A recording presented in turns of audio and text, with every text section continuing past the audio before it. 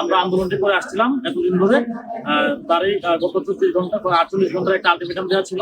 যদি আমাদের এই 4 দফা দাবি মেনে না নেওয়া হয় তাহলে ইন্টার্ন সহ এবং মিড লেভেল সহ আমরা সারা বাংলাদেশের সকল চিকিৎসকরা আমরা কর্মসূচিতে যাব। তারই প্রেক্ষিতে এখন কথা বলতে ঢাকা মেডিকেল কলেজের ইন্টার্ন ডাক্তার বকুল। আসসালামু আলাইকুম। আমরা ঢাকা মেডিকেল কলেজ ইন্টার্ন চিকিৎসকদের যে ন্যায়সঙ্গত 4 দফা দাবি ছিল তার সাথে পূর্ণভাবে একাত্মতা প্রকাশ করেছিলাম এবং সেই সূত্র ধরে আমরা গত 48 ঘন্টার একটা আলটিমেটাম দিয়েছিলাম। কিন্তু অত্যন্ত দুঃখের বিষয়, গত 48 ঘন্টায় এর জন্য কোনো প্রতিক্রিয়া আমরা দেখতে পাইনি। সংশ্লিষ্ট মন্ত্রণালয়, পিএসসি সহ সকল জায়গায় দৌড়াদৌড়ির পরেও কোনো যৌক্তিক প্রতিক্রিয়া আমরা পর্যবেক্ষণ করিনি এবং এরই পরিপ্রেক্ষিতে আমরা কালকে সকাল থেকে ইন্টার্ন চিকিৎসকবৃন্দ এবং সকল ট্রেনি চিকিৎসকবৃন্দ সর্বাত্মক কর্মবিরতিতে যেতে বাধ্য হচ্ছি। আশা করি খুব দ্রুত আমরা সংশ্লিষ্ট যে অথরিটি আছে তাদের পক্ষ থেকে ন্যায্য দাবিটা আদায় করার জন্য সেরকম প্রতিক্রিয়া পর্যবেক্ষণ করতে পারবো।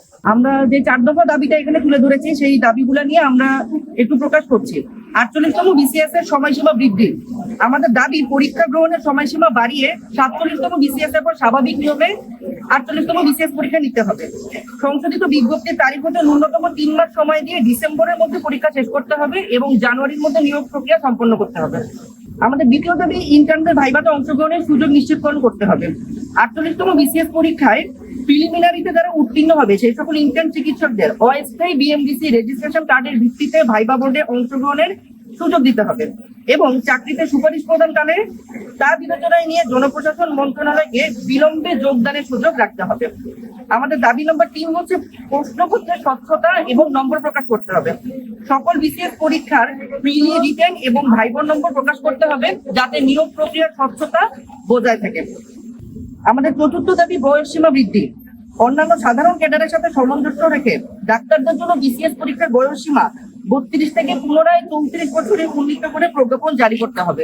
আসসালামু আলাইকুম, আমি doctor Abbas Bhuiyan, FCPS part 2 technician হিসেবে ঢাকা মেডিকেল কলেজে কর্মরত আছি এবং মিড লেভেলের পক্ষ থেকে আমি কর্মসূচি ঘোষণা করছি।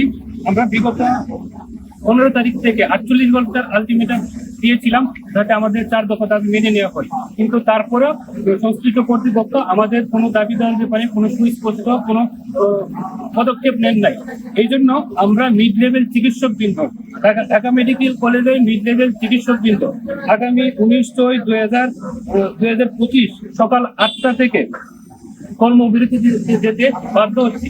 যতক্ষণ না পর্যন্ত আমাদের এই দাবি দেওয়া আদায় করা হবে ততক্ষণ পর্যন্ত আমাদের কর্মসূচি চলবে এবং এতে সারা দেশে সৃষ্ট যে সংকট পরিস্থিতিতে সৃষ্টি হবে এর জন্য সংশ্লিষ্ট কর্তৃপক্ষ এবং সরকারকে অবশ্যই দায়ী নিতে হবে।